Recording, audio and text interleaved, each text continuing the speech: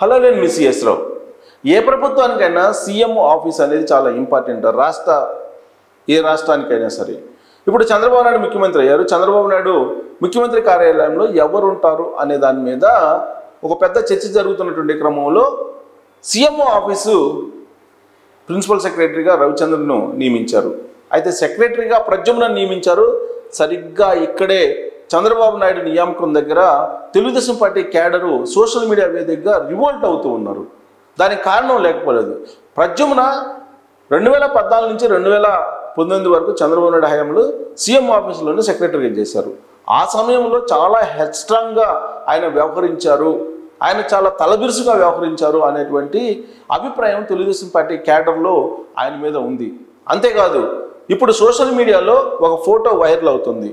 అదేంటంటే ప్రద్యుమ్న వైఫ్ అంటే ప్రద్యుమ్న సతీమణి వైఎస్ఆర్ కాంగ్రెస్ పార్టీకి సంబంధించినట్టు లీగల్ సెల్ మెంబర్గా ఉన్నారు. ఆ ఫోటో ఇప్పుడు వైరల్ అవుతుంది.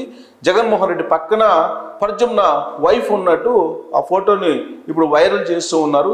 ఇలాంటి ఐఏఎస్ని చంద్రబాబు నాయుడు సీఎం ఆఫీస్లో నియమించుకున్నారు అనేటువంటిది తెలుగుదేశం పార్టీ సోషల్ మీడియాలోనే వైరల్ అవుతున్నటువంటి ఒక న్యూస్. ఇంతకీ అసలు ఎందుకు ప్రద్యుమ్న ఇంత వివాదాస్పదం అయ్యారు? ఆయన గత రికార్డు ఏంటి, ఆయన గతంలో ఏం చేశారు అనే దాని మీద రివ్యూ చేసుకునేటువంటి ప్రయత్నం చేద్దాం. ఎవరు ఈ ప్రద్యుమ్న? 2019 నుంచి 2024 ఎన్నికల వరకు జగన్మోహన్ రెడ్డితోటి అంటకాగినటువంటి ఐఏఎస్ల్లో ప్రద్యుమ్న ఒకళ్ళు అనేది సచివాలయంలో ఎవరిని కదిలిచ్చినా చెప్తూ ఉన్నారు. 2004 బ్యాచ్ ఐఏఎస్ ఆఫీసర్ ఈయన Pradyumna. Visakhapatnam assistant collector, Gudur sub కలెక్టర్గా పనిచేశారు ఈయన.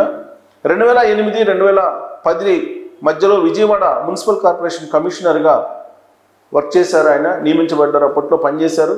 2011లో రైతు బజార్ సిఇఓగా ఆయన పనిచేశారు. చిత్తూరు, వరంగల్ జాయింట్ కలెక్టర్, నిజామాబాద్ కలెక్టర్గా పనిచేశారు ఆయన.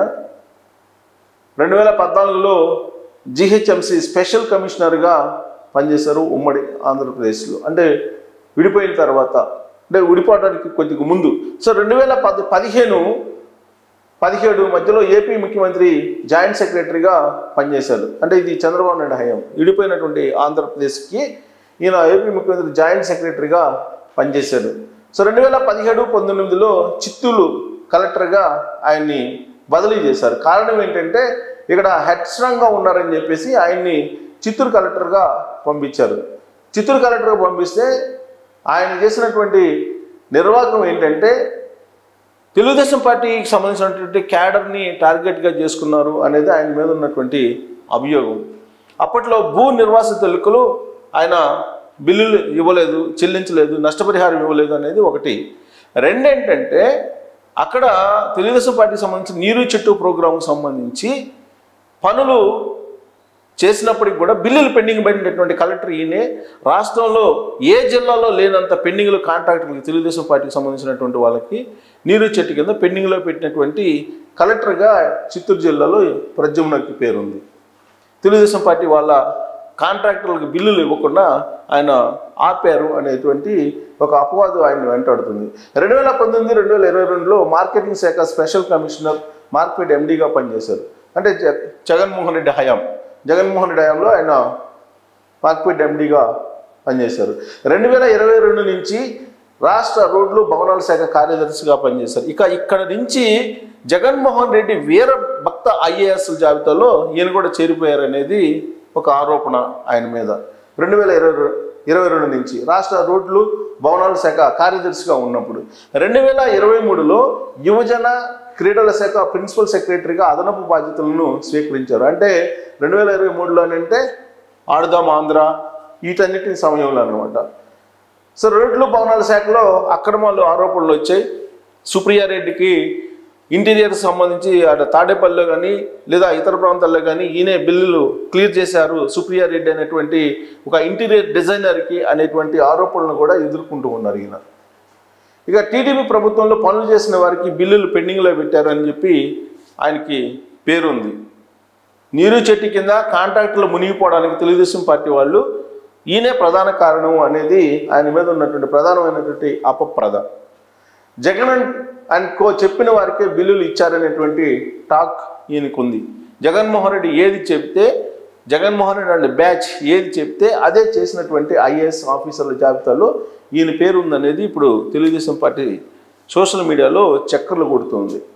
ఇక టెండర్లు కాంట్రాక్టులు లేకుండానే సుప్రియారెడ్డికి బిల్లులు మంజూరు చేశారనేటువంటి అభియోగం ఈయన మీద ప్రధానంగా ఉంది. అటు రిషికొండలో కానీ ఇటు తాడేపల్లి ప్యాలెస్లో కానీ ఇంటీరియర్ డిజైనర్గా వ్యవహరించినటువంటి సుప్రియారెడ్డి జగన్మోహన్ రెడ్డికి అత్యంత దగ్గర. అంతేకాదు ఆయన ప్రభుత్వంలో ఐటీ శాఖ సంబంధించినటువంటి శ్రీనాథ్ రెడ్డి అనే అతనికి సుప్రియారెడ్డి వైఫ్. ఈవిడ ఏది కావాలంటే అది చేసి పెట్టారు అనేది ఆయన మీద ఉన్నటువంటి అభియోగం, టెండర్లు లేకుండానే. ఇక వైసీపీతో బాగా అంటగాగినటువంటి కూటమి అధికారుల్లో ఈయనకి పేరుంది. సో అందుకే ఆయనకి ఇప్పుడు సీఎం సెక్రటరీగా నియామకం ఇచ్చాడా చంద్రబాబు నాయుడు అని ప్రశ్నిస్తూ ఉన్నారు తెలుగుదేశం పార్టీ వాళ్ళు, అలాగే ఈయన గురించి తెలిసినటువంటి వాళ్ళు. అసలు ఏ హోదాలో ఏమి చూసి చంద్రబాబు నాయుడు ప్రద్యుమ్నకి సీఎం ఆఫీస్లో సెక్రటరీగా నియామకం చేశారు అనేది ఇప్పుడు పెద్ద హాట్ టాపిక్గా మారింది ఆంధ్రప్రదేశ్ వ్యాప్తంగా కూడా. చంద్రబాబు నాయుడు మారినటువంటి ప్రభుత్వాన్ని చూడబోతూ ఉన్నాము. గతంలో మాదిరిగా కాదు. గతంలో 3 సార్లు ఆయన ముఖ్యమంత్రిగా చేశారు, కానీ ఇప్పుడు 4వ సారి ముఖ్యమంత్రిగా వచ్చారు. ఈసారి పాలన చాలా వినూత్నంగా ఉండబోతుంది. ఇలాంటివన్నీ కూడా ఎన్నికల ముందు వరకు తెలుగుదేశం పార్టీ వాళ్ళు చెప్పినటువంటి మాటలు. తీరా ఇప్పుడు ఎన్నికలు అయిపోయిన తర్వాత ఆయన చేసినటువంటి ఫస్ట్ బదిలీలోనే ఇప్పుడు ప్రద్యుమ్నది ఒకటి కనిపిస్తుంది. ఎందుకంటే సీఎం ఆఫీసులో ముఖ్యమంత్రి కార్యాలయంలో చాలా ఇంపార్టెంట్ ఫైల్స్ వస్తూ ఉంటాయి.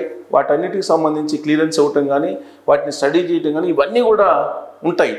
అలాంటి కీలకమైనటువంటి పొజిషన్లో ప్రద్యుమ్నాన్ని ఏర్పాటు చేస్తున్నారు. 2014 నుంచి 2019 మధ్యలో కూడా ఈయనే ఉన్నారు.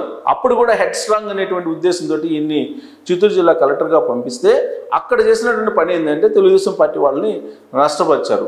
అలాగే హెరిటేజ్కి సంబంధించిన భూముల నిర్వాసితులు కూడా ఈయన బిల్లులు చెల్లించకుండా ఆపెట్టారు.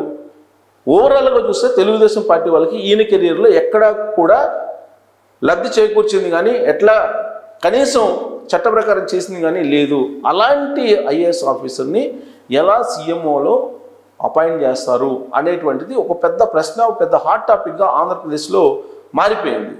సో ఈ ప్రద్యుమ్న ఇప్పుడు సీఎంఓ ఆఫీసులో ఉంటే తెలుగుదేశం పార్టీ వాళ్ళు అసలు జీర్ణించుకోలేనటువంటి స్థితిలో చాలామంది విమర్శలు చేస్తూ ఉన్నారు. సో ప్రద్యుమ్న గురించి రకరకాలుగా స్పెక్యులేషన్స్ వస్తూ ఉన్నాయి. చంద్రబాబు నాయుడు ప్రభుత్వం వచ్చినప్పటికీ కూడా వైఎస్ఆర్ కాంగ్రెస్ పార్టీకి సంబంధించిన కోవర్టులు జొరబడుతున్నారు ప్రభుత్వంలోకి అనేటువంటి ఒక ఆందోళన ఉంది. ఇప్పటికే పార్టీ అధికారంలోకి వచ్చింది అనేటువంటి సంతోషం నుంచి నిస్తేజంలోకి క్యాడర్ వెళ్ళిపోతున్నారు అనేది కూడా వినిపిస్తుంది. స్తబ్దుగా ఉన్నారు. అసలు ఏం జరుగుతుంది ప్రభుత్వంలో అనేది కూడా అర్థం కానటువంటి స్థితిలోకి వెళ్ళిపోయారు. దాంట్లో ప్రధానంగా ప్రద్యుమ్న అపాయింట్మెంట్ నిరాశ కలిగిస్తూ ఉంది క్యాడర్కు.